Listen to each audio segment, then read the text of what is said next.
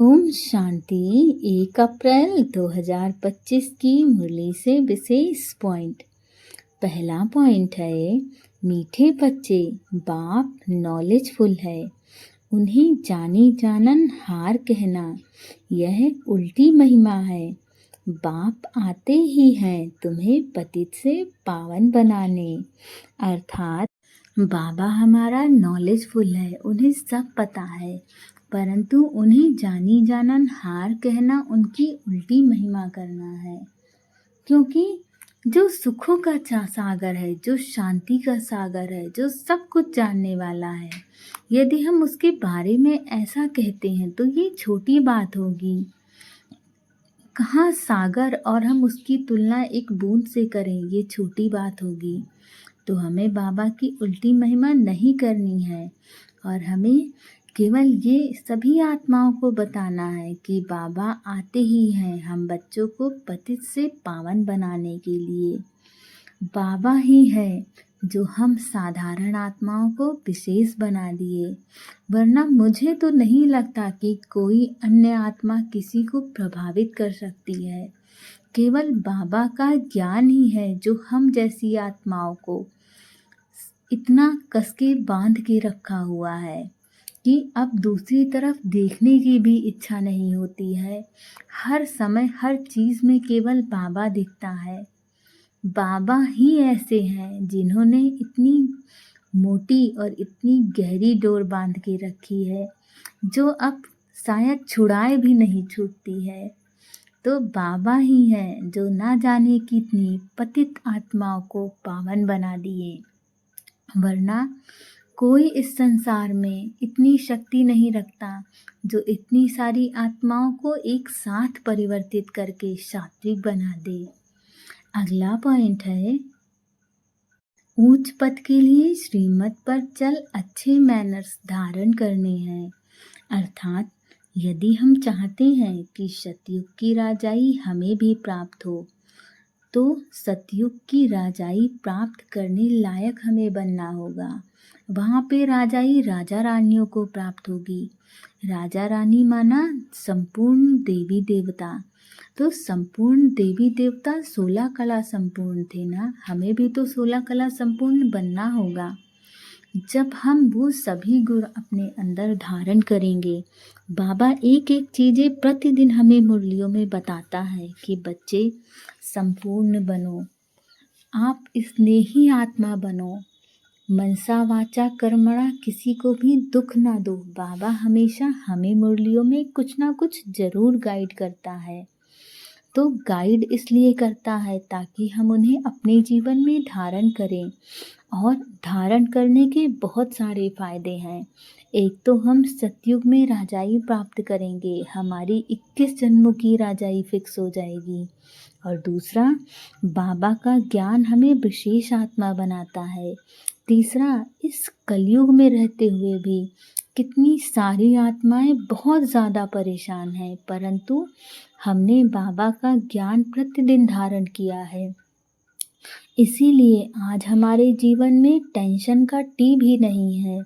और न जाने कितनी ऐसी आत्माएं होंगी जो अंतर्मन से बहुत प्रसन्न होंगी। तो उनकी प्रसन्नता का राज भी तो यही है कि उन्होंने बाबा का ज्ञान अच्छे से धारण किया। प्रतिदिन बाबा जो बताते हैं, जैसा करने को कहते हैं, वैसा आत्माएं करती हैं। तो हमें भी उच्च पद पाने के लिए जो भी बाबा मुरली में बताते हैं, हमें वैसा बनना होगा।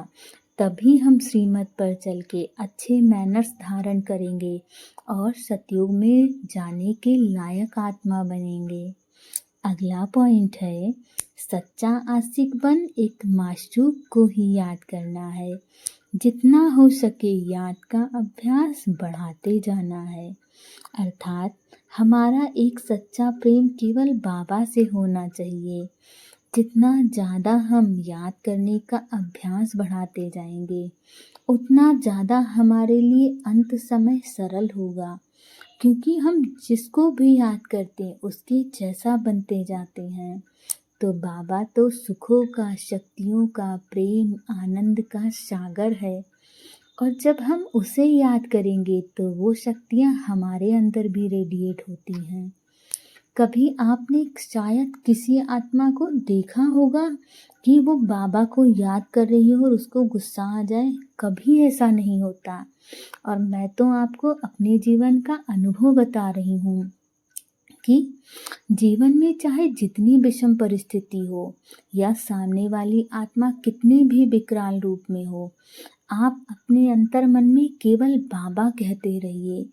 आपको इतनी शक्ति का अनुभव होगा ना, सारी बातें आपको छोटी लगेंगी। बहुत सारी आत्माएं कहती हैं कि परिस्थितियां ऐसी थी, हम करना नहीं चाहते थे लेकिन हो गया। मैं गुस्सा नहीं करना चाहती थी परंतु आ गया। तो ऐसा इसीलिए हुआ क्योंकि वो बाबा शब्द की महिमा नहीं जानते या फिर इस बात को वैल्यू नहीं देते कि हमें हर क्षण बाबा को याद करना है। और आप जितना बाबा बाबा बोलते जाओगे ना, बाबा की शक्तियाँ आपके अंदर रेडिएट होंगी। सामने वाली आत्मा आपको ज़रा भी प्रभावित नहीं कर पाएगी। इसीलिए बाबा कहते हैं कि याद का अभ्यास बढ़ाओ, ज़्यादा से ज़्यादा समय मुझे याद करो, क्योंकि हम जितना बाबा को याद करते हैं, इस संसार के विकारों से हम दूर होते जाते हैं। हम बाबा के जैसे शक्तिशाली आत्मा बनते जाते हैं। अगला पॉइंट है, निमित्तपन की स्मृति से माया का गेट बंद करने वाले डबल लाइट भव, अर्थात जो सदा स्वयं को निमित्त समझकर चलते हैं, उन्हें डबल लाइट स्थिति का स्वतः अनुभव होता है। अर्थात सब कुछ कराने वाला बाबा है, मैं तो केवल एक माध्यम हूँ। करण करावनहार करा रहे हैं, मैं निमित्त हूँ। इसी स्मृति से सफलता होती है। मैंपन आया अर्थात माया का गेट खुला, निमित्त समझा अर्थात माया का गेट बंद हो गया। जब जब हम सोचते हैं कि मैंने किया तो माया हमारे ऊपर अपना प्रभाव दिखाती है, परंतु जब हम ये सोचते हैं कि कराने वाला तो बाबा है, बाबा करा रहा है, तो हम खुद माया का गेट बहुत ज़ोर से बंद कर देते हैं। तो निमित्त समझने से हम माया जीत भी बन जाते हैं और डबल लाइट भी बन जाते हैं। साथ साथ सफलता भी अवश्य मिलती है हमें हमारे कार्य में। वरना कितनी सारी आत्माएं कार्य करती हैं, पूरी मेहनत से करती हैं, परंतु उन्हें कोई सफलता नहीं मिलती है। लेकिन जब हम बाबा की याद से अपना कार्य करते हैं तो हमें सफलता भी मिलती है। यही स्मृति हमें नंबर 1 लेने का आधार बन जाती है। अगला पॉइंट है, त्रिकालदर्शी बनकर हर कर्म करो तो सफलता सहज मिलती रहेगी। माना बाबा ने हमें बहुत समय पहले ही बता दिया था कि बच्ची, एक समय ऐसा आएगा जब दुनिया में त्राही त्राही होगी और फिर संगम युग का समापन समय होगा और सतयुग की स्थापना होगी। तो हमें ऐसा ही त्रिकालदर्शी बच्चा बनना है कि सब कुछ होना तय है, तो घबराना क्यों। हमें तो कस के बाबा का हाथ पकड़ना है और बाबा की याद में हर कर्म करना है, तो हमारी सफलता सहज हो जाएगी। हमें बहुत सरलता से सफलता मिल जाएगी और हमारे रास्ते की बाधाएं भी बहुत सरलता से दूर चली जाएंगी। ओम शांति।